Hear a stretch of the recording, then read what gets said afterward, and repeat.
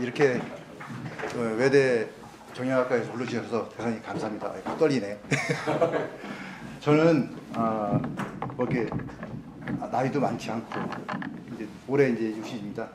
근데 이제 그렇다고 해서 또 죽음을 많이 아는 것도 아니고 또 죽음을 많이 본 것도 아닙니다. 그래서 그 뭐 이렇게 이런 걸 와서 얘기하기가 뭐 이렇게 정하지 않을 수 있지만 그래도 생각하는 나름대로의 제 생각이 있어가지고서 제가 가장 싫어하는 게 뭐냐면은 죽음을 파리하는 죽음파리 또 감성파리를 해가지고서 죽음을 상업화하는 걸 아주 싫어합니다. 그래서 그거를 좀 막고 싶어서 이런 책도 쓰고 또 이런 강의도 하고 다닙니다.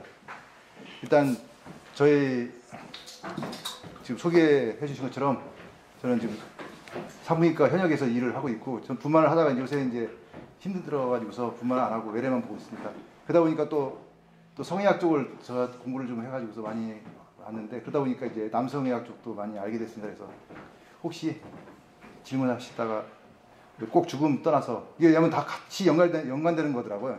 산부인과의 결국 폐록이죠. 이제 폐록이 가는 것도 여성의 하나의 과정이고 남자들도 결국 전립선 비대증에 오고 뭐 그걸 해가지고서 또 성기능 장애가 오고 또 그러다 보면 또 삶의 낙을 잃어버리는 수도 있고 그래서 다 어차피 연관되는 거. 그렇기 때문에 질문 다 해주셔도 제가 아는 한에서 대답해드리겠습니다. 어떻게 강의를 어떻게 할까요 지금? 네, 바로 진행하시면 매우 부탁드리겠습니다. 네.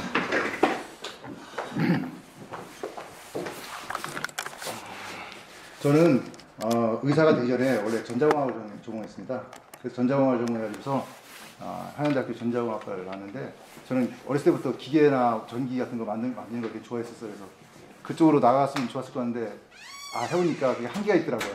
이거는 좀 내가 할 수 있는 게 한계가 있어서 의학을 하면 이것저것 다 할 수 있지 않을까 해서 또 다시 또 해봤는데 그러다 보니까 뭐 여러 분야를 많이 좀 공부를 해봤습니다. 그래서 늦게 공부하시는 분들 충분히 이해가 됩니다.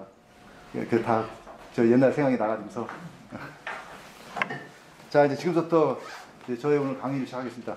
저는 죽음학 스케치라고 앞에 있는 책의 그 저자이면서 또 이제 수아진 산부인과의 원장으로 지금 계속 병원을 개원하고 있습니다. 이제 오늘 할 얘기는 아름다운 죽음과 자신의 죽음 결정권이라는 것에 대한 이야기를 하려고 합니다.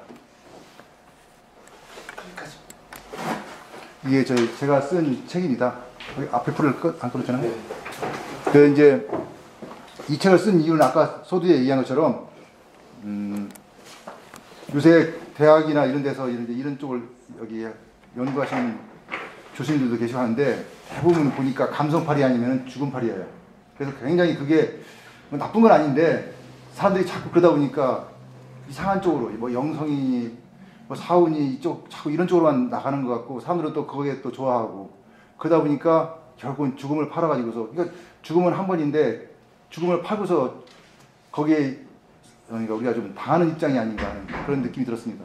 그래서 그거를 저는 좀 의사로서는 이건 아닌 것 같다. 그래서 앞으로 임종의사 이제 지금까지는 전과가 다 있는데 그걸 떠나서 임종의사에 대한 그런 개념을 도입해야 한다 이렇게 생각을 해가지고서 지금 약간 활동을 하고 있습니다. 죽음에 대한 생각은 모든 사람들의 그 수만큼 다양하죠. 근데 이제 문제는 그 죽음에 대한 의미를 대부분 사람들은 다 각기 생각합니다. 지금 여기 계시는 분들도 죽음 하면은 뭐 죽는 거? 이렇게 하지만 그 조금만 더 깊이 들어가면은 죽음에 대한 생각이 다 다르고 죽음을 느끼는 의미가 다 다릅니다. 그래서 이제 서로 생각이 다르거나 종교도 다르니까 또 문화 환경이 다 다르기 때문에 특히 요새는 다문화 사회잖아요, 우리나라가. 그러다 보니까 죽음에 대한 문화도 상당히 좀 차이가 많이 나고 이런 다름이 존재하는데 이 다름을 또 아니라고 또 서로 우기고 하는 사람들이 많습니다. 그래서 이런 다름을 비판하는 그런 거보다는 서로 다름을 이해하고 또 인정해주는 그러한 방향으로 우리가 좀 죽음을 바라보는 게 어떨까 하는 게 저희 생각입니다. 이것도 결국 배려가 필요하겠죠. 사실 죽음에 대해서 많은 사람들이 수천 년 동안 얘기를 했어요. 근데 사실은 그거 죽음을 얘기했지만 다 그것도 우리 인간들이 한 소리지요. 갔다 온 사람 죽었다가 뭐 죽을 뻔했다가 뭐 온 사람은 있는데 또 정말 죽어서 온 사람은 없거든요. 그러니까 죽어서 경험도 하지 못한 사람들이 하는 헛소리라고 저는 생각합니다. 이렇게 하면 또 건방진 소리 같지만 사실은 엄밀히 따지면 죽음을 경험한 사람이 아무도 없습니다. 근데 우리는 단지 제3자의 죽음을 보는 거죠. 그냥 보는 걸로 해서 죽음이 이런 거구나 하는 걸 이해한다 이렇게 저는 생각됩니다. 저희 책 표지에는 이런 말이 있습니다. 모든 국민은 인간으로서의 존엄과 가치를 가지며 행복을 추구할 권리를 가진다. 죽음 또한 스스로 준비하고 결정해야 하며 그렇게 선택한 죽음은 어떻게 하든지 고귀하고 존중받아야 한다. 그래서 그 사람이 죽을 때 이렇게 죽든 저렇게 죽든 그 자체를 전부 다 고귀하게 생각해야 한다는 게 저희 생각입니다. 그리고 죽음은 스스로 이해하고 받아들이는 그 인생에서 가장 중요한 마지막 선택이다. 죽음은 한 번이기 때문에 기회가 없어요. 사업은 하다가 망해도 재기할 수 있고 사랑은 하다가 깨져도 다시 할 수 있고 뭐 얼마든지 기회가 있지만 죽음은 기회가 없다고 생각합니다. 그래서 제가 이제 여기를 바탕으로 해가지고 제가 책을 쓴 겁니다.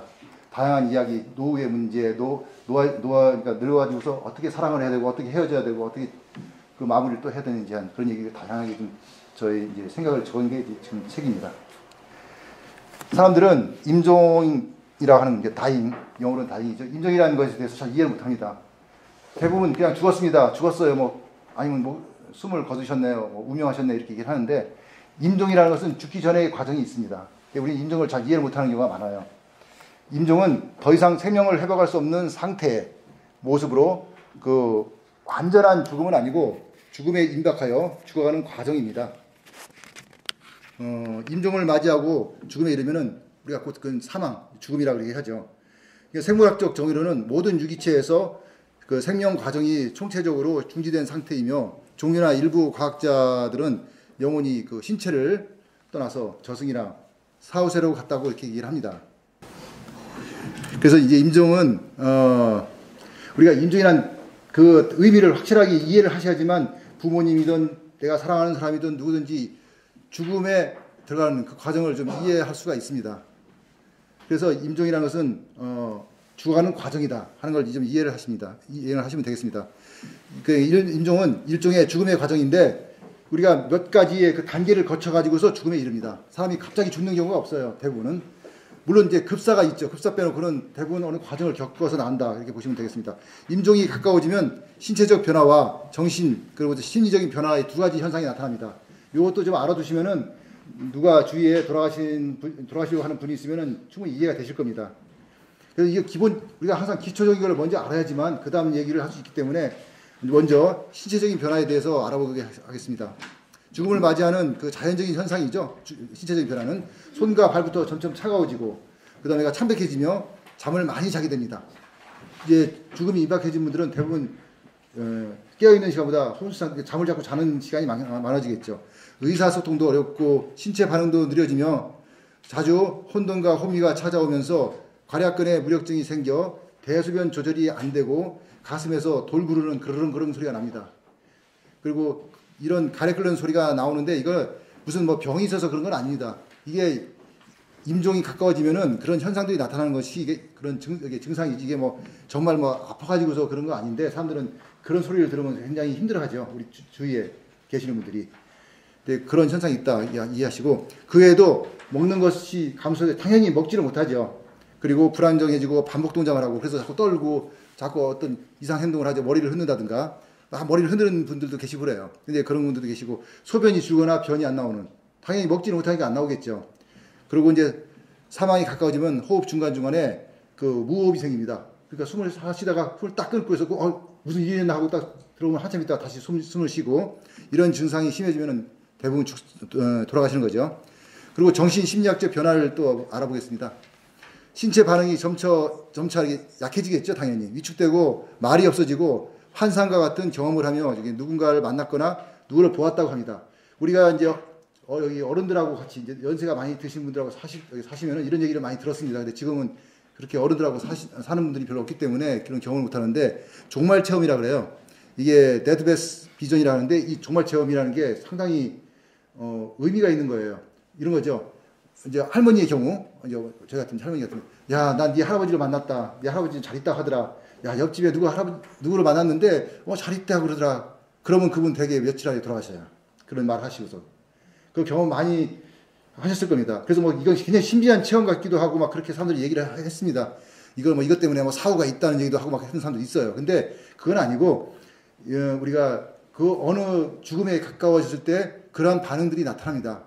이게 우리 뇌에서 그런 작용들을 좀 하는 것 같아요. 그래서 요거에 대한 또 자세한 얘기들이 따로 있는데 그건 뭐 시간상 생략하고 이런 종말 체험을 한다. 그리고 어른들이 살면은 이런 얘기를 많이 듣는다. 더 재밌는 거는 같이 살고 있는 옆 사람, 그러니까 보호자가 그 꿈을 꾸는 수가 있어요.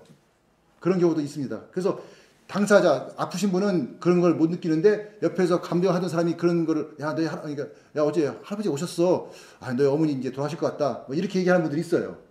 그러니까 그런 것도 있다는 걸 이해하시면 되겠습니다. 그리고 또 뭔가 자꾸 되풀이해서 그러니까 자주 뭔가를 하고 말을 되풀이한다든가 뭔가를 자꾸 행동을 반복한다든가 불안해하는 것은 환자의 마음에 아쉽거나 해결 못하는 그 문제가 있는 경우가 있으니까 이런 거는 좀 해결해 주는 게 좋겠습니다. 이런 게 있어요. 저희 경험적으로 보니까 어떤 분이 자기 이제 딸한테 간병을 받았어요. 이제 간병을 받고 있는데 잘 안 돌아가실 때 거의 돌아가실 때가 됐는데도 잘 안 돌아가시려고 그래요.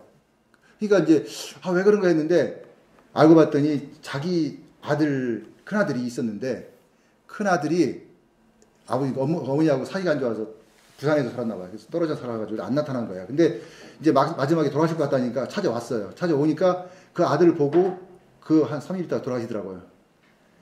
근데 이제 문제는 딸은 엄청 고생해가지고서 어머니를 모셨거든요. 한 몇 년 모셨어요. 근데 막상 아들이 오니까 어떻게 됐는지 모르지만 아들이 무슨 말을 했는지 이제 사이가 안 좋았던 아들인데도 어머니가 돌아가시고 딱 모시고서 부산으로 내려가 버렸어요. 그러니까 딸은 황당하죠. 자기가 그렇게 고생하고 했는데 아무것도 아닌 거예요. 그러니까 이제 그 할머니 입장에서는 오로지 그 딸한테 보호는 받고 있었지만 생각한 거는 아들밖에 생각하지 않았던 거죠. 근데 그게 해결되니까 돌아가시고 또 아들도 거기에 또 이제 뭐 어떤 감명을 받았든지 뭐 어떤 뭘 받아서 모시고 간 거고 뭐 그런 문제가 있더라고요. 이게 확실히 그 좀 아쉬움이 있으면 사람이 잘 안 죽는다는 게 맞습니다. 점차 사람을 피하고 싶어 하고 그런 또 방어 기전이 생겨가지고 자꾸 무섭다 그런 식으로 얘기를 하시죠. 그래서 평소에 그 아주 친근한 사람 한두 명하고만 얘기하려고 그러고 있고 싶어 합니다. 이런 것도 한번 이제 주위에 부모님들이나 또 이제 그런 가족들이 있으면은 좀 눈여겨보시면 되겠습니다.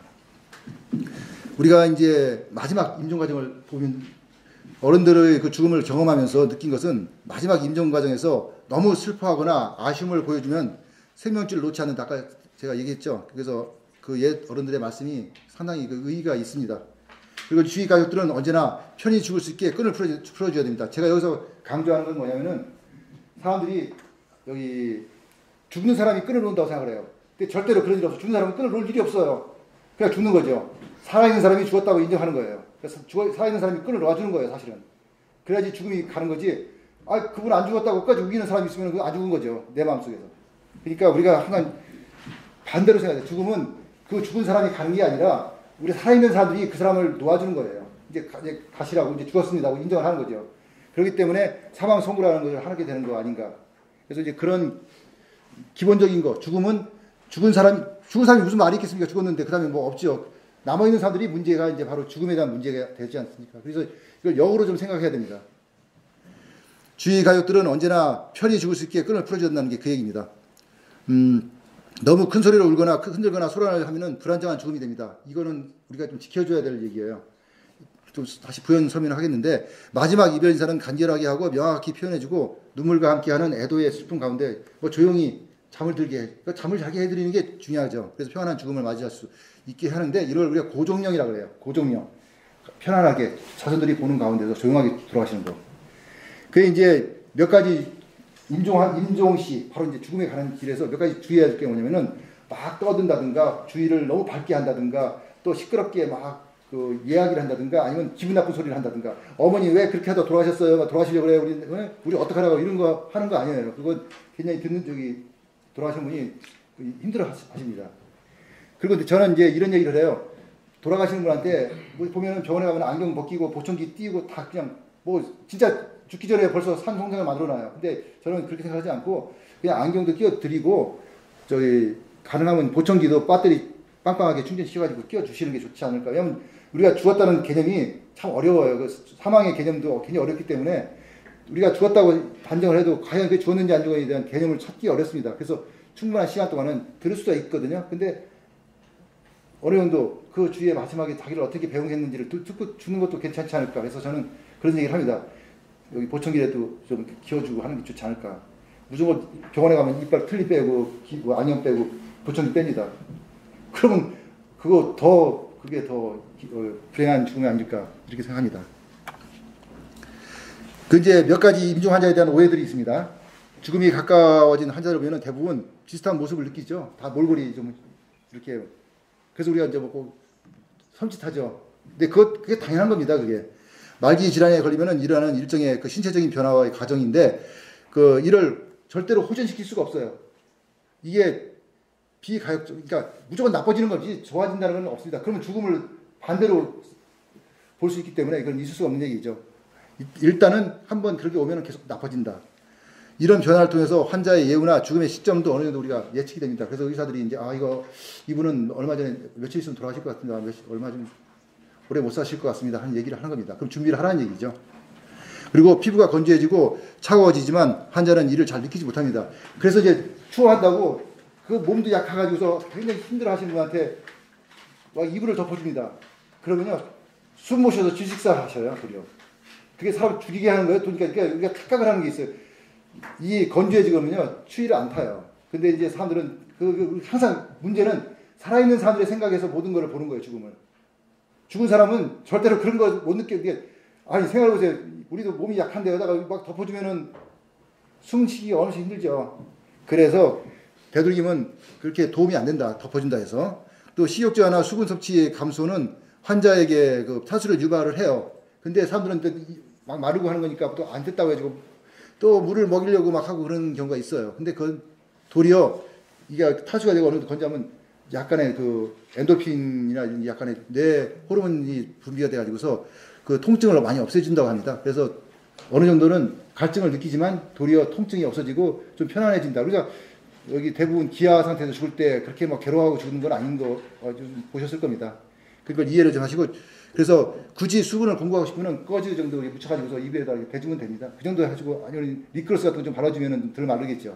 그것도 또 사실 또 살아있는 사람들의 입장에서 보는 거예요. 그것도. 근데 그렇게 해주는 정도 하면 되겠습니다. 그리고 혈액순환이 줄고 심장활동이 약해지는데 여기다가 수액 공부를 막 하잖아요. 링겔이라고 하죠. 수액을 하면은 도리어 숨을 못 쉬어요. 폐에 물이 차요. 그래서 더 빨리 죽게 하는 거죠. 이게 사실은. 그래서 굳이 이게 그렇게 정맥 수액 공부를 그렇게 안 해도 된다. 이렇게 봅니다. 또 눈에 빛이 보이거나 성광이 있다고 해서 막 이렇게 뭐가 막 번쩍번쩍하다 누가 나타났다 막 이래서 그런 걸 얘기를 하십니다. 근데 이런 것들은 뇌 반사 현상입니다. 그래서 이런 거는 근본적으로 그러시냐고 저 뒤에 귀신이 보인다는 얘기도 하고 그러세요. 근데 그건 충분히 그럴 수 있는 거예요. 그러니까 그런 거 있다고 이렇게 인정을 해주시면 되고 너무 어두우면 안 좋습니다. 그래서 약간 미등을 켜주는 게 좋습니다. 그리고 이제 제가 여기 계시는 분들한테 부모님들이 계시니까 얘기 드리는데 내 집에 전기가 막히지 말고요. 항상 좀 미등보다는 좀 밝은 등을 좀 켜놓으세요. 이렇게 복도에 놔는데 이거 안 켜놓고 부딪혀가지고 넘어지면요. 빨리 돌아가시는 것도 뿐만 아니라 돈도 엄청 많이 들어가요. 이게 그 전기가 막힐 필요 없어요. 그래봤자 한 1,000원 더 나와요. 그러니까 전 이렇게 불을 켜주세요. 왜냐면은 나이가 되면은요 눈도 어두워지고 저도 마찬가지예요. 여기 요새 좀 계시는 분들이 있을 거예요. 50 넘으신 분들은 볼 때 어렵잖아요. 근데 이게 어두워지면요 이게 구분이 안 돼요.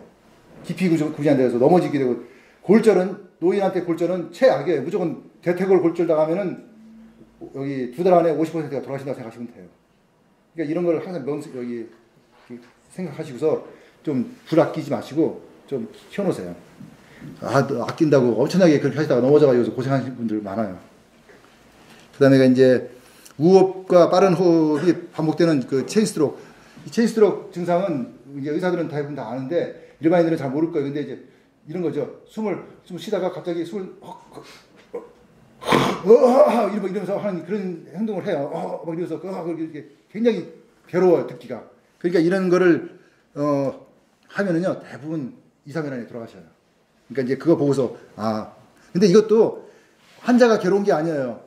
환자는 어쩔 수 없이 나오는 건데 우리가 괴로우니까 마약이나 이런 걸 좀 줘서 몰핀 같은 걸 줘서 좀 진정을 시키는 것 뿐이죠. 이제 그렇게 한다는 거 이해하시면 되고 그래서 이제 또 임종 환자들한테 마스크를 써주는 경우가 있어요. 이게 다 노쇠에 대한 얘기인데 나이가 들어서 하시는 분들 마스크를 씌워주고 산소 마스크를 공급을 해주는데 이것도 도움이 안 돼요. 그냥 이게 어떻게 보면은 몇 시간 더 조금 더 살리는 거죠. 그러니까 이것도 크게 도움이 안 되는 거라 이렇게 보시면 되고, 그리고 이제 아까처럼 반복적인 뭐 행동한다든가 흔들린다든가 이런 행동을 하는 것은 그냥 이게 뭐 통증이 있어서 그런 건 아니고 그 죽음이 임박해지면은 그런 행동을 한다는 걸 이렇게 보시면 되겠습니다. 그래서 특별하게 반사 행동은 치료할 필요가 없습니다. 그리고 이제 이게 우리가 살아가면서 볼 수 있는 죽음의 몇 가지 궤도 과정이에요. 이렇게 쭉 잘 건강하게 살다가 여러분들처럼 잘 살다가 어느 갑자기 교통사고 나서 팍 죽는 수가 있고, 또 아니면 떨어져 낙상해서 죽는 수도 있고, 총에 맞아 칼에 맞아 죽고, 뭐 범죄에 의해서 죽고, 자살들 딱 죽죠. 건강한 상태에서 갑자기 딱 죽는 거예요. 신체가 갑자기 나빠진 거죠. 얼마나 그러니까 그러면 정신이 얼마나 황당하겠어요. 내가 죽는 걸 보고서 죽는 거예요. 그러니까 내가 죽는 거를 보고 죽는 거예요. 이거는 이게 비극이죠. 이게 급사가 이렇게 하는 거예요. 이런 경우는 이제 일반적으로 병이 있는 분들, 이게 쭉 건강히 살다가 병이 있어서 쭉 떨어져서 갑자기 쭉 떨어져서 죽는 건데, 이게 이제 주로 이제 말기 질환이 있는 사람들이 이렇게 되고, 장기부전이라고 그러죠. 장기부전은 좋아지질 않아요. 그냥 평탄하게 가다가 떨어지고, 또 평탄하게 가다가 떨어지고, 또 평탄하게 가다가 떨어지고, 이렇게 단계별로 떨어지면 결국은 마지막에 죽게 됩니다. 이게 장기부전. 이게 주로 뭐냐면 심장이라든가 신장이라든가 뭐 이런 것들이 이제 그 부전, 작동을 안 하는 거죠. 이런 경우에는 이런 상황을 코스를 갑니다. 그러니까 이거는 노쇠. 우리가 이제 그냥 쭉 살면서 그냥 서서히 죽으면서 마지막에 숨을 못 쉬어서 죽는 거예요. 숨 쉴 수 있는 근육이 힘이 없어서 죽는 거를 우리가 노쇠라고 합니다. 이건 이제 자연사라고 해요. 자연사. 그러니까 가장 좋은 거는 자연사가 가장 바람직한 거겠죠. 급사는 좀 비극적이고, 이건 다 사고사예요. 이건 범죄야, 하여튼 여기 법적인 문제가 있는 것들이 다 되게 급사가 되는 거고, 세약은 자연사, 그러니까 병사, 두 가지는 병사입니다. 이런 궤도가 있다는 걸 이해하시면은 우리가 죽음이 저런 궤도를 가지고 간다 하는 걸 이해가 되실 겁니다. 지금부터는 죽음 결정권에 대한 얘기를 하겠습니다. 지금 앞에 그게 이제 오리엔테이션이고, 이게 이제 지금부터 얘기가 주제인데, 태어나는 것은 자신의 그 결정이 아니었지만 죽음만큼은 자신의 죽음 결정권을 가지고서 죽음에 임해한다는 게 저희 생각입니다. 이거는 지금 이런 인식이 좋아지고 많이 퍼지고 있어요. 그래서 죽음에 이제 임하기 전에 자기의 죽음, 내가 어떻게 죽을 건지에 대한 생각을 하라는 거죠. 과거에는 그냥 막연하게 죽음을 맞이했지만 그렇게 하지 말자. 죽음 앞에서는 매우 나약한 게 인간입니다. 죽음 앞에서 모두 죽음은 평등해요. 누구나 다 죽으니까 평등하죠. 그런데 죽음을 맞이하는 과정에서는 평등하지 못한 경우가 많습니다. 이는 죽음에 대한 자신의 목소리가 너무 작기 때문일 것인데, 환자와 의료진 그리고 이제 가족 앞에서 너무 나약하고 이미 판단력이 떨어지기 때문에 이런 일이 일어나는 거죠. 그러나 죽음 앞에서도 당당하게 자신의 죽음을 주도할 수 있는 죽음 결정권을 가지면은 어느 정도 이걸 극복할 수 있다, 이렇게 봅니다. 현대인의 죽음은요 다 외로워요. 지금 현대인들은 다 고독사입니다. 지금 고독사가 집에서 혼자 죽는 게 고독사가 아니에요. 중환자실에 죽는 건 다 고독사예요. 중환자실에 죽으면 왜 고독사가 되느냐? 옆에 있는 사람들도 다 같이 갈 사람들이잖아요. 그리고 하늘 천장부처럼 하얗잖아요. 하얀 거 보고서 죽는 거예요. 그냥 고독사예요, 그게. 그러니까 가족들이 같이 죽음을 과거 옛날처럼 같이 가는 게 아니잖아요. 그러니까 이제 그것도 이해를 하셔야 되고, 결국은 대부분 수동적인 상태에서 나의 생각과 전혀 다르게 그냥 죽음을 맞이하고 그냥 죽음을 따라가는 거예요. 그러니까 그래서 현대 죽음은 다 외롭다. 그래서 외롭지 않게 하기 위해서는 어떻게 해야 될까? 이게 이제 중요한 주제가 되겠습니다. 살면서 죽음을 피하고 숨으려고 했지만 결국 시간은 지나가죠. 죽음이라는 시간은 어차피 옵니다. 우리도 마찬가지고 어쩔 수 없는 순간 타인의 의지에 자신을 맡기고, 그렇죠. 의사한테 맡기고 뭐 그렇게 가는 거죠. 죽음에 대한 의견이 무시되고 자신 생각이 무시되고 그냥 뭐 원치 않는 치료도 하고 막 그렇게 가지고서 갑니다. 고통 줘가지고 보내는 거예요. 원칙 없는 치료가 시도되기도 하고 원하는 치료가 거부되기도 하면서 상태가 악화되면 입원도 강제로 되고 뭐 당연하죠. 연명치료 뭐 CPR이라죠. 뭐 그런 것도 시키고 뭐 여러 가지 뭐 혈액도 주고 수혈도 하는 거죠. 수혈도 하고 여러 가지 뭐 힘들게 하죠. 그래서 인격이 존재하는 사람이 아닌 하나의 환자로서의 나약한 존재의 치료 대상이 됩니다. 이 얘기는 인간에게만 통용되는 게 아니라 여러분들 집에 그 개나 고양이들 키우는 분들이 계실 거예요. 많을 거예요.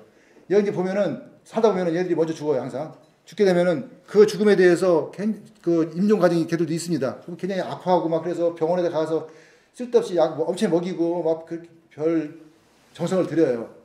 이게 가만히 생각해보면 인간들도 사람들도 요새는 연명치료 하지 않겠다고 지금 그래가지고 서약하고 지금 그러고 있는 세상에 개가 무슨 고양이가 무슨 죄가 있다고 그걸 살리겠다고 막 그래서 얼마나 고통을 주고 힘들게 하겠습니까? 고양이나 개 입장에서는 이거는 정말 고문이에요, 고문. 가만히 죽게 해야 되는데. 그러니까 이런 것도 이해를 하시고 만약 애완동물을 키우든지 하더라도 자연사를 할 수 있도록 개나 고양이는요 3, 4년을 집에서 키우면 더 자연에서보다 더 살아요. 걔는 행복한 거예요. 그만큼 살았고 힘들지 않게 먹이도 먹고 살았잖아요. 그러면 충분히 사랑을 받고 여기 천수를 누린 거예요. 그게. 그러니까 그걸 좀 봐주는 게 좋지 않나. 그러니까 쓸데없는 돈 쓰지 말라는 거예요. 이거. 이것도 죽음팔이 중에 하나거든요. 보는 사람이 안타까우니까 자기 욕심으로 동물들을 그렇게 하는 거예요. 근데 자기 부모들이 그렇게 하는 것도 엄청 싫어하잖아요. 그러니까 항상 보면 이상한 행동을 하는 거예요. 사람들은. 그러니까 이런 걸 좀 우리가 생각해서 봐야 된다. 저는 이렇게 생각합니다. 지금 얘기한 게 중환자실에서 이런 얘기들이 있다는 거. 그다음 이제 우리가 결혼을 안 하신 분도 있지만 결혼을 하신 분들이 또 반 되실 거예요. 우리 결혼하기 전에 어때요? 데이트할 때도 내가 만나서 하는 거지. 뭐 요새 물론 부모님이 만나서 할 수도 있지만 결국 그것도 주도적으로 내가 만나는 거잖아요. 그리고 또 결혼식 예식장도 또 선택하고 뭐 신혼여행 장소도 만들고 다 이렇게 하잖아요. 여기 결혼할 때. 그와 똑같이 죽을 때도 내가 어떻게 죽고 내가 여기 장례식장을 어떻게 하고 나 장례는 어떻게 시키고 나 죽은 다음에는 나를 어떻게 추모해 줬으면 좋겠고 나를 어디다가 여기 뭐 수장을 하든 수목장을 하든 아니면 납골당에 해주거든. 납골당에서는 봉인당이라고 그러는데 봉인당에 해주든 뭐 묻어주든 이걸 내가 주도적으로 얘기할 수 있어야 되는데 우리는 대부분 이 이야기를 잘 못하고 죽어요. 그리고 이 얘기가 해도 또 잘 안 먹히더라고 그럴 수도 있고. 그러니까 이런 것을 내가 주도하는 죽음이 돼야 된다. 이런 거를. 그래서 나온 게 사전 연명의료 의향서라는 겁니다. 지금 이런 양식으로 현재까지 이렇게 만들어졌는데 사전 연명의료 의향서는 심폐소생술, 그다음에가 인공호흡기 착용, 혈액 투석, 항암제 투여 이 네 가지가 내가 거부할 수 있도록 해주는 그런 하는 문서예요. 그래서 이걸 등록을 하도록 되어 있었는데 요번에 3월달부터 올 3월부터 3월 27일인가부터 바뀌었습니다. 좀 더 확대가 됐어요. 에크모라는 거 들어보셨을 거예요. 전에 메르스 할 때 그 뭐 삼성병원의 의사가 에크모를 설치해가지고서 장치해가지고 살아났다고 하는 거 들었을 거예요. 근데 에크모라는 걸 통해서 체외 그 생명 유지술을 하는 거예요. 그러니까 콩팥이 망가지고 폐가 망가지고 심장이 망가졌을 때 그게 회복될 동안에 밖에서 영양분을 주고 산소를 주고 노폐물을 걸러주는 장치를 기계를 써가지고 다시 피를 넣어줘가지고서 살게 해주는 거 이런 거 이제 우리가 체외 생명 유지술이라는데 이런 걸 하지 않겠다는 거. 또 수혈 아까 피혈을 받는 것도 안 하겠다. 또 승합제 혈압을 올려가지고 잠시 살려주게 하는 거 이런 거 하지 않겠다는 것을 이제 이 사전 연명 의료 의향서에다가 기록을 해가지고 등록을 하면 이제 그렇게 해줍니다. 그래서 이제 지금은 이게 이제 유행이 됐어요. 사전 연명 의료 의향서를 써서 나의 죽음을 주도적으로 죽음 결정을 내가 하겠다 이렇게 하는 거지요. 그래서 이거는 법으로 이제 정해져 있습니다. 이 법으로 이제 그 연명 의료 결정에 관한 법률로 의해서 12조에 의하면은 19세 이상은 누구나 이거 작성할 수 있는데 조건이 내 스스로 작성해야 되고 남이 강요에 의해서 하면 안 되고 뭐 이렇게 이런 게 있습니다. 그래서 이거는 직접 이제 이걸 등록기관에 작성을 해서 등록기관에다가 이제 등록을 시켜놔야지만 됩니다. 과거에는 종이 쪽지에 써가지고 자기가 갖고 다니고 이렇게 했었어요. 근데 이제 그런 걸 인정하지 않고 정부에서 이걸 모든 걸 통합적으로 관할하고 있습니다. 그리고 이게 또 좋은 거는 내가 이제 이런 거 써놨다가도 어느 날 아예 내 마음이 그래도 내가 더 오래 살아야 돼 아니면 더 살고 싶어 이럴 때는 그거 안 한다고 다시 또 통보하면은 삭제해 줍니다. 그러니까 이게 여기 입력 등록도 쉽고 삭제도 쉽기 때문에 이거 하는 게 어떨까 하는 게 제 생각입니다. 그래서 이거는 이제 사전의료 연명의료 의향서가 이제 안 되는 경우가 쭉 있는데 이건 결국은 이제 내가 하지 않았다는 거. 근데 이걸 왜 해야 되냐면은요. 이런 게 있어요. 내가 만약 말기 질환에 걸리다든가 아니면 내가 갑자기 죽을 입장이 됐어요. 정신이 없어. 이럴 때 그 사전 연명의료 의향서가 있으면은 그걸 바탕으로 해서 사전의료 계획서를 그러니까 이제 의료 계획서를 할 수가 있어요. 쓸 수가 있어요. 근데 이제 다음에 나와서 얘기할 건데 이런 연명의료 결정 제도라는 게 뭐냐면은 아까 정부에서 중구난방으로 된 것을 통합적으로 관리를 해서 이제 나라에서 관리를 해줍니다. 그래서 어느 병원에서도 그 환자에 대한 정보 이력을 보면은 아, 이 사람이 의향서를 썼구나 하면은 거기에 맞춰가지고서 이제 시스템을 운영을 하는 거죠. 그렇기 때문에 이런 것을 미리 등록을 해놓는 게 좋지 않나 이렇게 봅니다. 그래서 국립연명의료관리기관을 통해 가지고서 그 사전 연명의료 의향서를 작성한 다음에 거기서 그 지역 각 지역마다 있습니다. 그래서 이제 등록을 하면 되는데 그 자세한 거는 여기 보면은 여기에 이제 lsd.go.kr에다가 들어가서 이렇게 물어보면은 다 알려줍니다. 전화로 물어봐도 돼요. 그리고 이제 서울에 그 중구에 사시는 분들은 직접 남대문로 113번 그 빌딩에 가면은 그 4층인가에 뭐 있다고 합니다. 그래서 여기 가서 얘기하시면 되는데 대부분 다 이게 인터넷으로 다 되니까 그렇게 어렵지 않게 작성해서 등록할 수가 있습니다. 그래서 이제 새로 아까 여기 좀 얘기했지만 그 몇 가지 점점 의료 기술이 좋아지다 보니까 염령 의료가 너무 많아지는 거예요. 그래서 이제 요번에 또 모순이 좀 생겼다 해가지고 심폐소생술, 인공호흡기 착용, 혈액투석, 항암제 투여 4가지만 내가 안 하겠다 이렇게 했는데 지금은 거기다가 3가지를 더 추가해서 체외 생명유지술, 그다음에 수혈, 승합제 투여를 안 하겠다 이렇게 7가지를 내가 선택할 수 있다 이렇게 이제 볼 수 있습니다. 그래서 이거는 뭐 또 더 새로운 게 나오면 또 바뀌겠죠. 더 자꾸 추가가 될 겁니다 앞으로. 현재까지는 7가지라고 생각하시면 되겠습니다. 그 이제 의향서를 써야 되는 이유가 왜 필요하냐면은 그 뒤에 있는 연명의료 계획서라는 것 때문에 그걸 써 놓아야 된다는 겁니다. 그 연명의료 계획서가 뭘까? 또 이렇게 생각합니다. 이게 상당히 좀 복잡할 수가 있어요. 그러니까 내가 평상시에 건강할 때 아니면은 내가 이제 병이 좀 들었을 때 써서 내 자의에서 써서 등록하는 게 의향서입니다.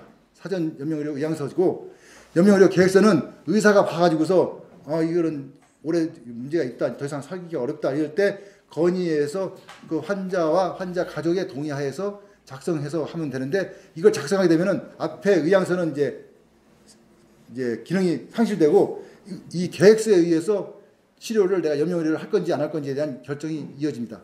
그러니까 그런 걸 하기 위해서 전초적으로 하는 게 의향서고 그 다음에 이제 의료 계획서를 쓰는 건데 이거는 환자가 됐을 때 쓰는 거예요. 평상시에 건강할 때 쓰는 게 아니야 이거는요. 꼭 병원에서 의사의 사인과 의사의 주도로 해서 쓰는 거예요 이거는요. 그래서 이게 왜 필요하냐면은 과거에는 4가지 암, 에이즈, 만성 폐쇄성 호흡기 질환, 만성 간경화 이런 것들은 되게 이제 말기 환자라고 생각하기 때문에 이걸 허용을 했습니다. 근데 지금은 요번에 또 바뀌어가지고서 말기 환자라면 누구나 다 염령의료 계획서를 작성할 수 있도록 확대를 시켰어요. 이거 굉장히 잘한 일이죠. 왜냐면 4가지만 뭐 한다 그러면은요, 사람들이 거기 안 걸린 사람도 있잖아요. 뭐 교통사고를 심하게 났는데 내가 거의 죽을 상태가 됐어. 근데 그건 안 됐었거든요. 근데 지금은 이제 허용이 되는 거죠.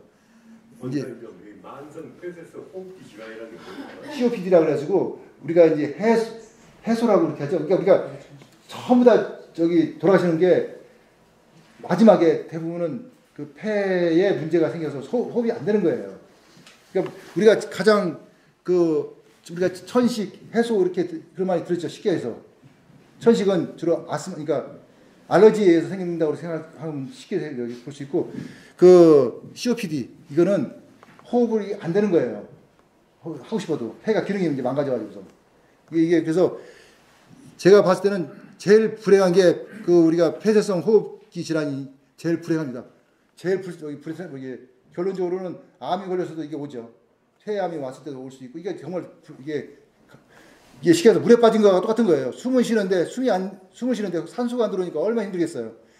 차라리 뭐 막혔다든가 하면 뚫어 주셔야지. 이건 뚫어 줘도 안 되는 거니까. 그래서 이거는 제가 봤을 때는 제일 안 좋은 거라고 좀 생각합니다. 근데 담배 피우면 그것도 오죠. 결론적으로는 그것도 생각이 다 오는 거예요. 이건 마지막에는 그쪽으로 많이 다 가요. 담배도 원인이 되는데 사실은 또 담배도 재미가 있는 게 어떤 분은 막 담배 피워도 90살, 100살까지 사시는 분들도 많아요. 이거 참 어려운 얘기야. 그러니까 그런 사람도 그런 사람이고, 근데 대부분 담배를 피면은 이제 타르나 이런 게 찌꺼기들이 많이 끼어가지고 작은 기관지를 막 끄니까 이제 문제가 생기는 거예요.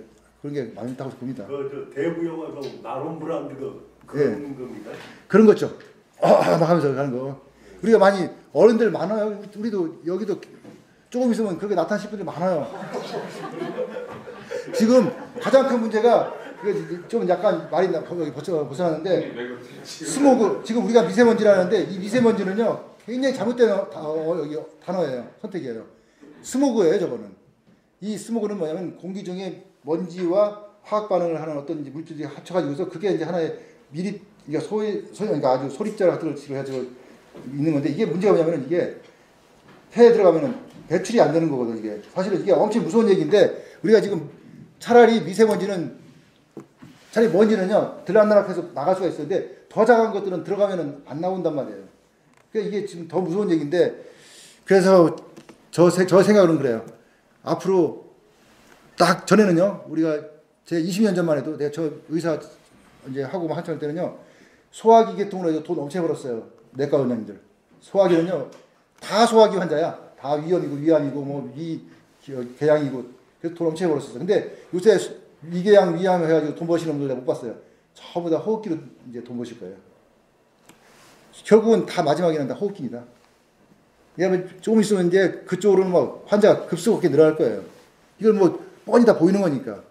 병이 바뀌었어요. 전에는 뭐 자궁암, 여자들 자궁경부암 뭐 엄청 얘기했는데 지금 1년에 자궁경부암 한 명 보면은요, 환자 많이 보는 거예요. 그 원장, 그래서 아유, 많이 보셨다 그래요. 왜? 1년에 3,000명도 안 나오니까. 그러면 병원이 3,000개, 사무니까 3,000개면은 한 명 보기도 힘든 거예요. 대학병원에서 보고 하니까. 이런 식으로 병이 바뀌는 거예요. 옛날에 저 할 때는 대장암이라는 게 없었어요. 대장암 참 신기한 병이다 그랬었어요. 근데 지금은 대장암이 뭐 다 대장암이야. 요새 나이 드신 분들 보면. 전립선암도 옛날에는 그렇게 많지 않았어요. 근데 요새는 또 거의 다 전립선암이래 또. 그러니까 이게 다 바뀌고 있습니다. 이렇게. 이제 약간 이제 벗어났는데, 그래서 만약 내가 이제 그런 위급한 상태가 왔어요. 근데 아니면 내가 정신이 없어요. 이럴 때 내가 사전 연명의료 의향서를 써놓지 않으면은요, 가족들이 모여가지고서 그거 막 또 그거에 대한 갑론을박을 해야 되고 여러 가지 복잡한 일이 자꾸 생기고 여러 가지 절차가 복잡해요. 근데 연명의료 의향서를 딱 써놓으면은요, 내 배우자 없는 사람도 있겠죠. 그러면 자식, 뭐 요새는 자식이 뭐 하나나 둘밖에 안 되니까 와가지고서 저희 아버님은 이랬습니다. 그리고 그런 거 쓰셨어요 하면은 바로 연명의료 계획서를 써가지고서 여기 연명 치료를 안 하고 그냥 우리가 이제 자연사를 하게 해주고 호스피스 치료를 하게 하는 거죠. 그냥 그걸 해서 돌아가시게 할 수가 있습니다. 근데 그거 없으면은요, 여러 가지 절차를 또 따져야 되고, 뭐, 그게 그런 사람이 그런 생각을 했냐, 안 했냐, 뭐 따지고 하면은요, 굉장히 복잡해져요. 그래서 사전연명의료 의향서를 꼭 써놓는 게 도움이 된다 하는 게 저희 생각입니다. 그래서 이걸 바뀌었어요. 전에는 뭐, 가족들을 고모, 뭐, 삼촌까지 다 이렇게 와서 하다 보니까 무슨 문제가 있었냐면은, 이상하게 이 문제는요, 항상 재산에 걸려요. 돈이 문제예요. 그래서 막, 누구는 다 찬성하는데 한 사람이 나 찬성 안 한다면 못해가지고서 그냥 정말 괴롭게 돌아가실 경우도 있고. 근데 가만히 보면은요, 이 법적인 문제를 보면은 지금은 다 착하신 분들이라고 생각하는데요, 이 돈 앞에서는 다 착하지 않더라고요. 전부 다라고 하면 좀 강한 얘기지만 대부분은요, 마지막에 돈 100만 원 이것만 해도 싸우고 난리가 아니에요. 이게 항상 돈의 문제예요. 그래서 죽음이라는 게 슬퍼지는 거예요, 자꾸. 아닐 거라고 생각하면은 그분은 정말 내가 좀 감사하게 생각하는데 이상하게 그게 잘 안 되는 것 같더라고요. 왜 그런지 모르는데 이상하게 죽음 앞에서는 약해져요. 특히 부모님이 돈이 있을수록 더 그게 강해지는 것 같아요.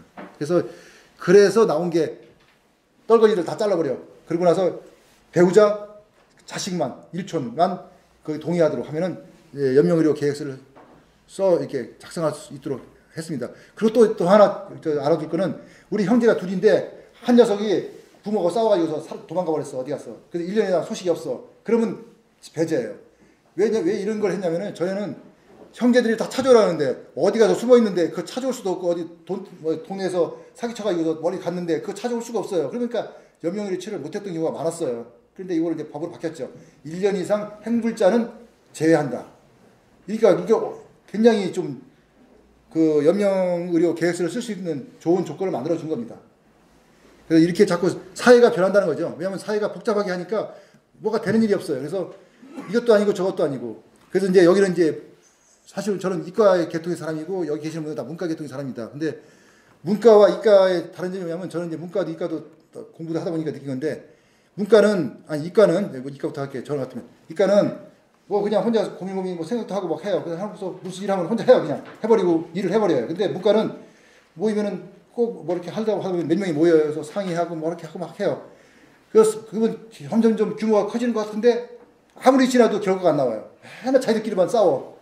이게 문과의 개념과 이과 개념이 좀 다른 것 같아요. 그래서 이걸 만든 건 보니까 주로 이제 의사나 이쪽 계통의 사람들이 많이 이걸 들어가서 그런지 과거에 좀 복잡하게 했던 거를 많이 정리를 한 것 같더라고요. 경험적으로 보니까. 그래서 지금은 단순화시키는 거. 왜냐하면 복잡하게 하면은 이론이 많아지잖아. 이론이 많아지면은 잘 안 되더라고요. 그래서 이제 바뀌었다는 것도 그렇고. 그래서 죽음에 대한 문제가 이런 게 있어요. 지금 생사학이니 죽음학이니 뭐 이렇게 많은 대학에서 하시는 분들이 있어요. 한림대학도 있고 이렇게 대학들이 많이 있는데 그렇게 오랫동안 하고서 뭐 철학적으로 뭐 연구도 하고 많이 하시는데 그 얘기가 2000년에 2500년에 소크라테스가 한 얘기나 지금이나 뭐 별 다른 게 없이 계속 그 죽음에 대한 얘기만 하고 있어요. 그러다 보니까 아까처럼 자꾸 감성적인 얘기만 하시더라고요. 그래서 이건 아닌 것 같다. 뭐 결국은 우리가 죽으면 그 당사자가 죽는 거지 제3자가 죽는 게 아니잖아요. 그러니까 당사자에 대한 문제를 우리가 생각해야 된다는데 아직도 뭐 사회적인 문제 무슨 여러 가지 문화적인 문제를 가지고서 계속 얘기하는데 이게 좀 방향이 좀 다르기 때문에 저 같은 사람들은 조금 그거에 대해서 그건 아닌 것 같다고 생각하는 거고 또 그런 거 하시는 분들은 그게 옳은 거다 이렇게 보시는 관점의 차이가 있다는 거예요. 다름이 있다는 거죠. 그래서 죽음학에 대해서는 분명히 다른 관점이 있습니다.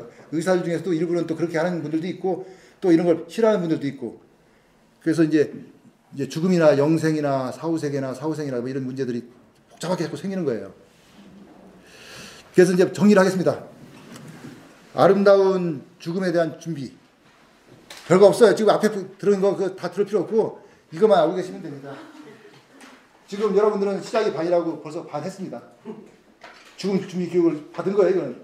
근데 물론 저의 얘기죠. 저의 얘기지만 이런 사람의 얘기도 있고 저런 사람의 얘기 있다는 걸 듣는 것만 해도 교육이 된 거예요, 이미 이거는. 왜냐면 선택할 수 있는 기회가 왔으니까. 그렇게 하시고 교육을 받았으니까 시작을 반이니까 이제 거기다가 책 한번 읽으면 이제 다 된 거예요. 그럼 딴 데 가지고서 뭐 썰이라 그러죠. 썰 풀어도요.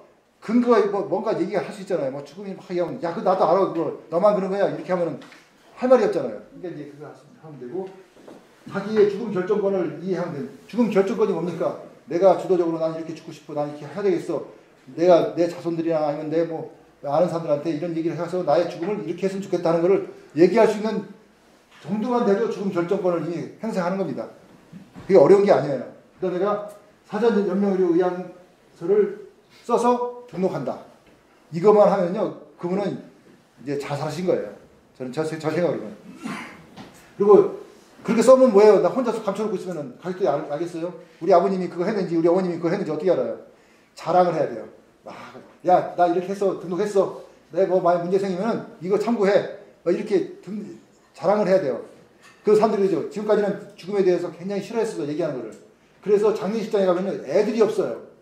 부모들이 장례식장에 가면은 애를 안 데려와요. 왜 안 데려오냐면은 자기 부모님 그러니까 할아버지 할머니가 돌아가셨는데 애들이 안 와요. 그래서 왜 안 오냐면 공부해야 되는데 학원 가야 되는데 그 애들 공부 잘하는 것 같지는 않아요 보니까.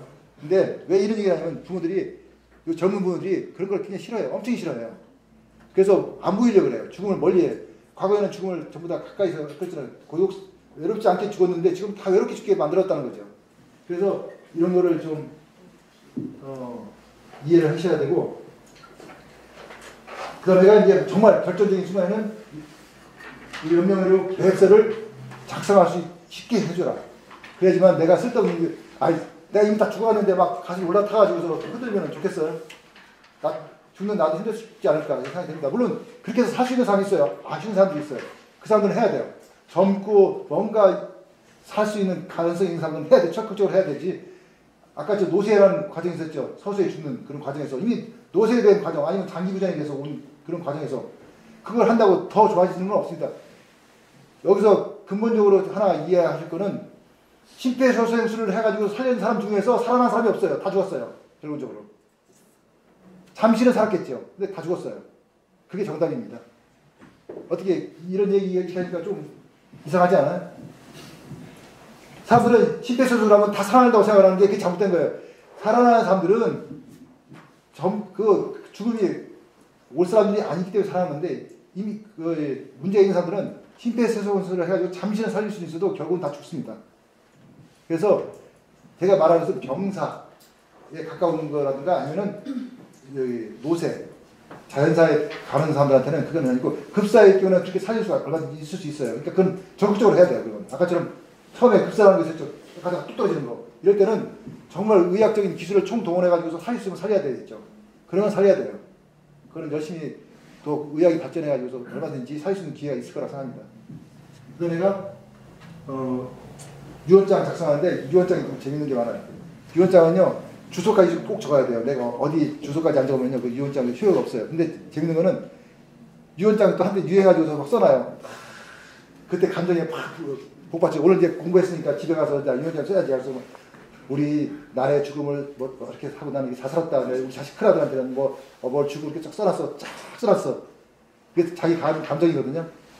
그런데 1년 후에는요 그러면 자식이 또 계속 나한테 속썩여. 그러면 이제 기분 나빠가지고서 저 안 줘. 막 이런 생각 한단 말이에요. 근데 유언장도 써봤자 소용없는 게 무조건 자식끼리 뭐 하면은 다 n분의 1이더라고요. 배우자한테 2분의 1, 자식한테 다 나머지 2분의 1 중에서 n방으로 나가니까 그 의미도 사실 없어요. 근데 이제 내 뜻을 전달하는 것에서는 필요하다고 하는데 유언장은요 매년 바꿔야 돼요. 매년 바꿔서 등록하든지 최소한 3년에 한 번씩 바꿔줘야 돼요. 썼다 하면은 그거 안 쓰고 우리가 3년 전, 4년 전에 내 감정으로 썼던 게 그 3년 후에 과연 그 감정대로 될까요? 그런 일은 없잖아. 사람은 계속 변하니까. 그러니까 유언장은 바꿔야 된다는 걸 이해하시고 사전 장례 이제 의향 사람이 있습니다. 이거는요 무슨 뭐 서식이 있는 건 아니에요. 그냥 이렇게 녹음을 해도 되고 또는 여기 이제 종에다 써도 되고 메모지에다 써도 되고 하는데 나는 이제 죽음이 얼마 남지 않은 것 같다. 내가 죽었을 때는 나의 장례식은 검소하게 해주고 나는 뭐 영문을 할 때는 뭐 대령, 소령 대령을 하는데 뭐 국민 대령도 한다는 게 싫고 그냥 소령만 해서 가볍게 해서 그냥 화장 시켜서 낙골당에 넣어주라. 아니면 뭐 낙골당에 봉안당에 이제 봉안당에 넣어줘라. 뭐 이런 정도. 아니면 장례식장은 어디서 했으면 좋겠다. 그런데 내 종교는 내가 이걸 믿으니까 이 종교의식대로 해주는 게 좋은데 그 뭐 사람들 다 오라고 하면 귀찮으니까 뭐 번거로우니까 뭐 몇 사람만 이렇게 와서 했으면 좋겠다. 이렇게 자기 생각을 써서 이렇게 써주는 게 이제 사전 장례 의향서입니다. 이건 좀 필요하다고 생각을 해요. 이렇게 하면은요 자식들이요 우리 아버님 어머님 참 감사합니다 그래요. 왜? 되게 이거 쓸 때는 다 검소하게 쓰거든요. 과장되게 막 쓰지 않아요. 왜냐면 자기도 양심이 있으니까. 대부분 그러세요. 그러니까 그러면 자식들도 거창하게 안 해도 우리 아버님이 생각이 이러셨어, 우리 어머님이 생각이 이랬어 하면서 이렇게 좀 위안이 될 수 있고 쓸데없는 비용도 좀 들어가면서 번거롭지 않게 죽음을 이렇게 뭐랄까 좀 그분에 대해서 더 이렇게 생각할 수 있는 기회를 더 주지 않을까 해서 이거는 필요하다고 생각합니다. 그래서 이런 건 써주시고 또 내가 이제 마지막에 말기 질환이 왔어요. 그럴 때는 내가 병원에서 죽을 것인지 아니면 집에서 죽을 건지 뭐 호스피스 완화의료에 대한 그 호스피스 병동에서 죽을 건지 아니면 내가 어디 가서 이렇게 죽을 건지 의외로 저 보니까 미국은 가정에서 죽는 사람이 많더라고요. 근데 우리는 과거도 미국에서는 병원에서 죽는 일이 많았어요. 근데 요새는 가정에서 죽는 게 많은데 이 가정은 어떤 가정이냐면은 자기 집이 아니라 가정식으로 만들어진 그 호스피스 집에서 많이 죽더라고요. 지금 통계치를 보니까. 근데 이게 선진국에서는 이 방향으로 나간다는 게 맞아요. 근데 우리가 같은 아파트에 살다 보니까 돌아가시면요 엄청 복잡해요. 돌아가시는 그래도 고층 앞에 40몇 층짜리 고층 앞에서 돌아가시면요 답이 안 나와요. 어떻게 스카이 있잖아요. 이렇게 그것도 안 되고 어떻게 방법이 없더라고요. 엘리베이터에 들어가지도 않고 엘리베이터 크기가 안 맞더. 그거 세워가지고 이렇게 나와야 되고 그거 안 되더라고요. 그래서 그거는 우리가 좀 생각해야 될 것 같아요. 아파트는 좀 어렵더라고요. 그래서 그런 걸로 생각해서 병원에서 돌아가시는 걸로 지금 하고 있는데 이런 호스피스 병동을 생각하는 것도 하나의 좋은 방법이라고 합니다. 이상으로 저 이제 얘기는 마치고요. 장기간 저기 얘기 듣느라고 고생 많으셨습니다. 졸리고 막 하실 건데 제가 한 20년 전에 쓴 복지인간에 대한 얘기입니다. 소설인데 이거 그때 엄청 많이 팔렸어요. 많이 팔렸다가 이거 많이 팔린 건 아니고 3,000부 이상 팔린 것 같아요. 근데 그게 베스트셀러래야 돼. 이해가 안 돼요. 이게 뭐냐면 이거 썼더니 이게 뭐냐면 복지의 인간이 정말 태어나면 어떤 문제가 일어나에 대한 얘기를 쓴 거예요. 근데 좀 비극적인 얘기인데 지금 보니까 그렇게 요새 다 돌아가는 얘기더라고요. 이거는 제가 이제 성의학하고 여성의학에 대해서 이거 16만 원씩 팔았던 건데 이거 사무의과 선생님들이 대부분 다 갖고 계시더라고요. 이거는 우리나라의 여성 소아 청소년들에 대해서 이게 연구를 하시는 분들이 없어가지고 이거 그럼 내가 열받아가지고 힘치게 도대체 소아애들 소아과 선생님들도 안 보려고 산부인과 선생님들도 안 보려고 해서 힘칩니다. 그래서 저 주로만 스케이트 있고 그 외에도 책이 여러 권 있는데 그런 것들은 다 절판돼가지고 없어지고 이제 이런 것들이 있는 것 같더라고요. 시중에. 이상으로 저희 강의를 마치겠습니다. 그리고 이제 혹시 질문 있으시면은 그 질문을 해주시면 짧은 시간이라도 답변하겠습니다. 꼭 죽음에 대한 얘기 말고.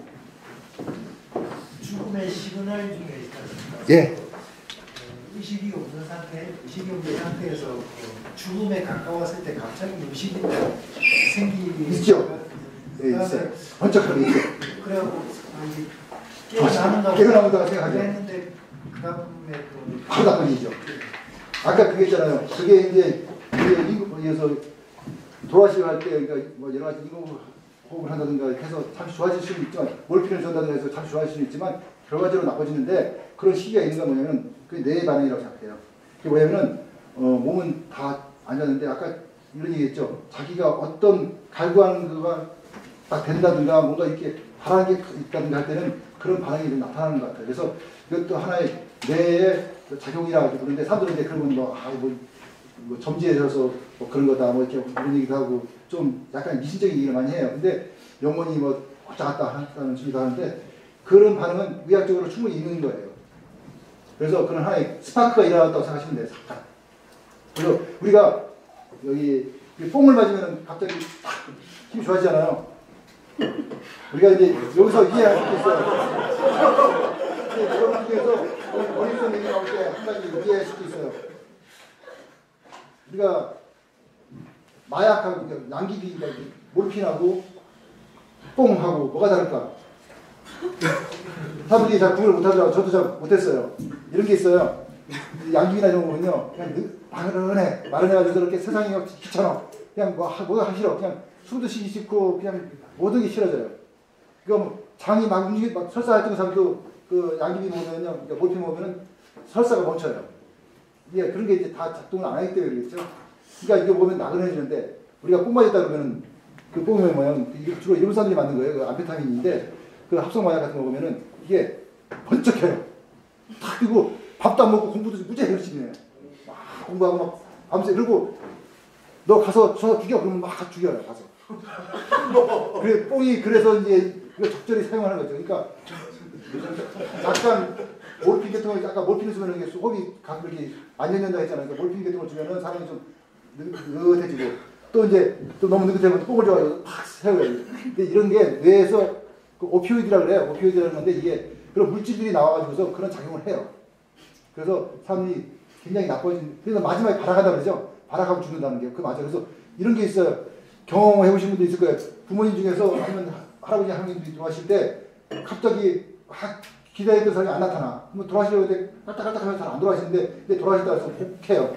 아이고 어머니 하고 이제 막 우리 옛날에 그걸 많이 했었어요. 막 했는데 그때 이제 막내가 이제 어머니 하고 들어오면요 갑자기 막 이래요. 이런 거 하시는 분들이 있어요. 눈이 막 확 떨어지는 사람도 있어요. 그래가지고서 아니 딸이 왔으니까 살아왔다고 막 이제 그렇게 하시는 분들이 경험 많이 했었어요. 뒤에 보면은. 근데 이게 제가 그랬잖아요. 죽음이라는 게 그 죽음의 그 반대를 그 선택하는 게 굉장히 어려워요. 그래서 제가 그랬잖아요. 그냥 보청 기능 건데 제 생각으로 해요. 보청 기능 보청 끼워주고 안경 끼워주는 사람은 그냥 끼워주는 게 그래서 지금 마지막에 보고 돌아가시라고. 왜냐면 우리가 죽었다고 선고를 내려도요. 귀는 한 1시간 정도는 살아있는 것 같아요. 청각은. 그리고 이제 우리 손톱은 24시간 살아있어요. 그래서 달아요. 그래서 이제 옛날에 그런 일이 많아요. 고순들 이제 승천하시면요. 머리를 싹 밀어주는데 돌아가기 전에 머리를 밀고 다 하잖아요. 깨끗하게. 근데 이제 한 다음날 딱 보면 머리가 자라서 그렇죠. 기적이라고. 치료를 와서 기적이 났다고 막 그래요. 그게 사실은 머리가 자란 거거든요. 우리 스님은 영롱하셔서 기적이 일으키려고 머리가 자랐다고 막 그래가지고 그래요. 더 웃기는 건 냉동인간을 해서 실험을 했는데 지금 하고 있어요. 이게 머리털이 자랐어요.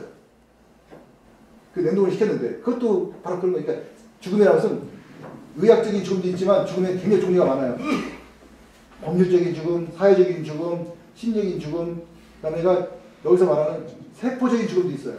그래서 내가 죽었다 그래서 죄송합니다 이렇게 젊은데 딱 죽었어요. 젊으니까 딱 갑자기 아까 급사를 했어요. 했는데 이거는 생명이 우리가 봤을 때 크게 숨을 안 쉬고 이제 심장이 안 돌아가서 안 뛰어서 죽은 건데 장기들이 워낙 건강하잖아요.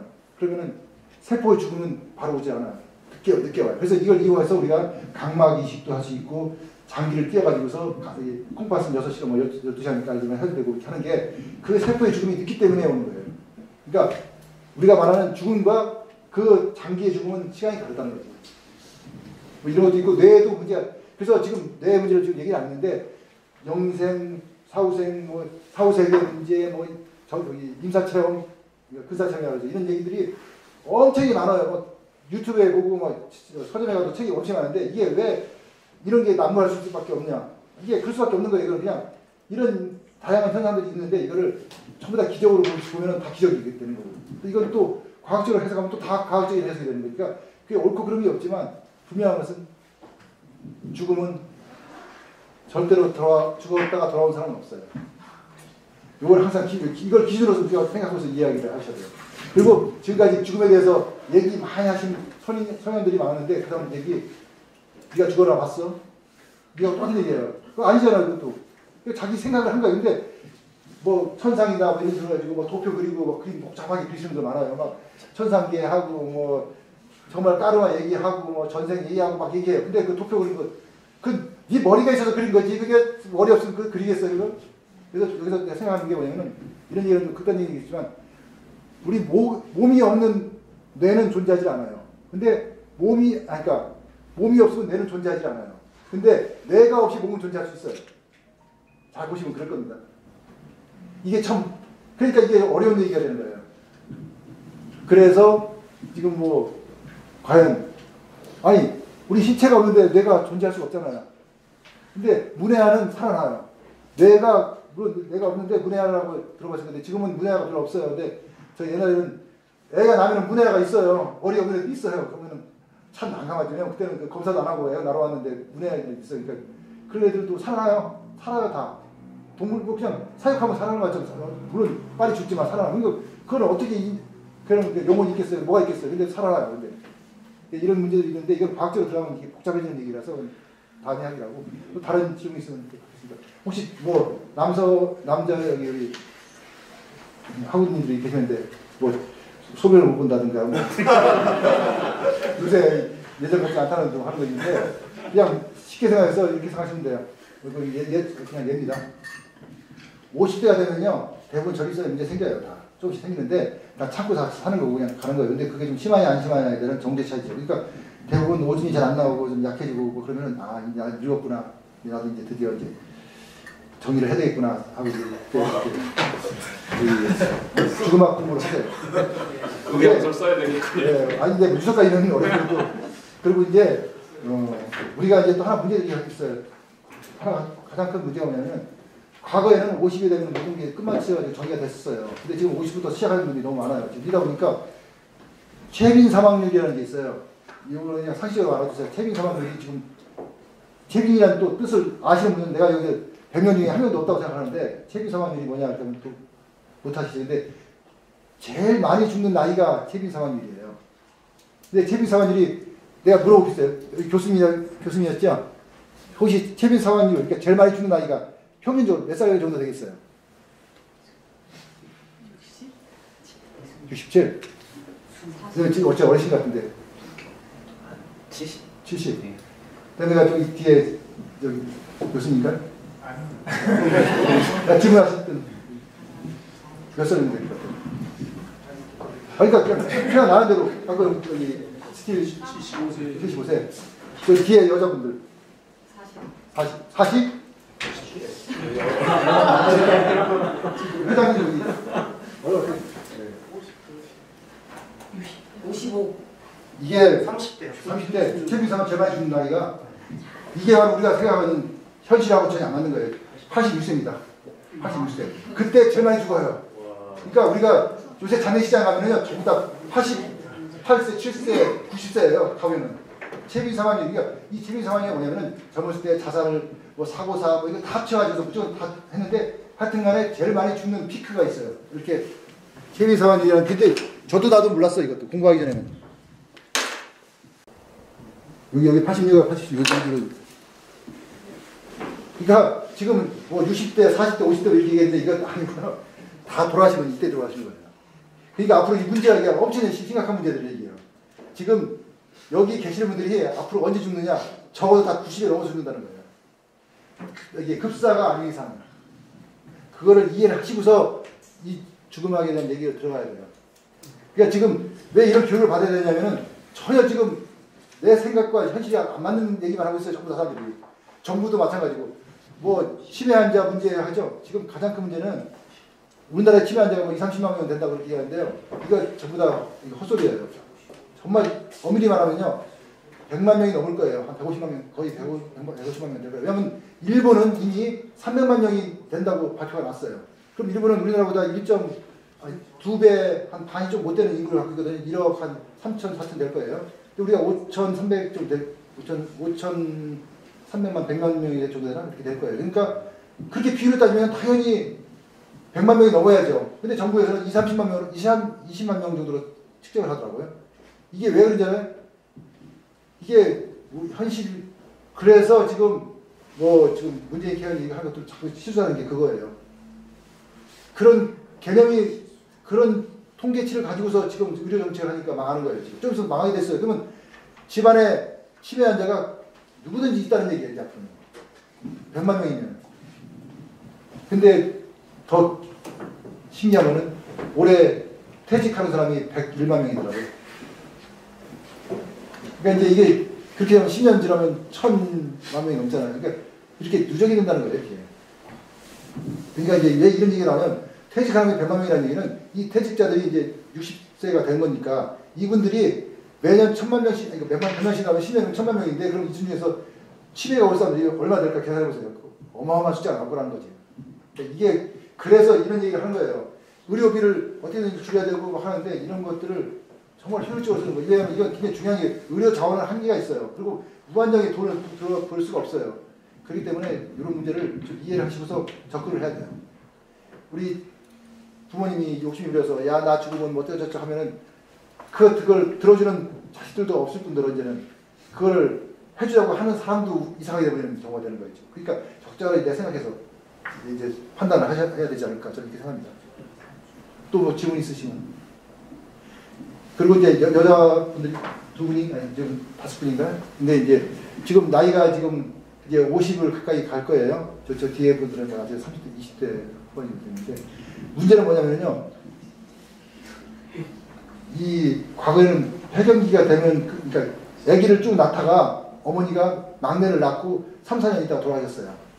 그게 우리 전체적인 수명, 그러니까 전체적인 수명의 그런 패턴이었죠. 여자들은 이제 초경을 하고 나서 한 1, 2년 후에 애를 낳고 쭉 애를 낳고 하다가 대개 이제 마지막 애를 낳고 그 마지막 막둥이가 큰 애가 키워주는 걸로 해서 대개 돌아가셨어요. 이게 50에서. 그러니까 폐경이라는 걸 몰랐어요. 폐경을 모르고 살았는데 지금 문제는 지금 50도 처애들이 많고 지금도 저기 뭐야 밖에 나가가지고서 60 넘었는데도 지금 막 50대 초반이라고 속여가지고 다니는 엄청 많아요. 저 맨날 보면서 야 이거 또 속이고 다니시네 그러면 나는 속이는 건 아닌데요. 사람들이 그래요. 그러면서 다니는 사람 많아요. 정말 이쁜 사람들도 많고 아직도 매력적인 사람들도 많아요. 그러다 보니까 이게 좀 이제 헷갈리기 시작한 거예요. 요새 나 텔레비전에서 자꾸 느끼는 게 뭐냐면은 엄마하고 딸하고 같이 읽으면 내가 친구인 줄 알아. 자꾸 좀 친구 나왔네 그러면 아니야 엄마야 그러고 그러더라고요. 왜냐면 이게 사실은 그 버티고 나면은 그렇지 않은데 학생도 하고 약의 힘에 밀려서 지금 마법을 피워서 하는 게 피아니 공주죠. 이게 밤과 낮이 다른 거지. 사실은 밤에는 이쁘고 낮에는 아니고 이게 거꾸로예요. 이게 피아니 공주. 마술이 풀리면은 더 이쁜데 마술이 걸려서 뭐 거기에 꺾을 수도 있죠. 그러니까 일단은 그러다 보니까 지금 무슨 문제냐면은 어떻게 그 긴 기간을 어떻게 보내야 되는 문제가 있어요. 그래서 이게 어려워요. 호르몬 문제도 있고. 네. 네. 또 없으면 이제 이걸로 끝나시죠. 2부에 가서 계속 하시죠. 아, 예. 예.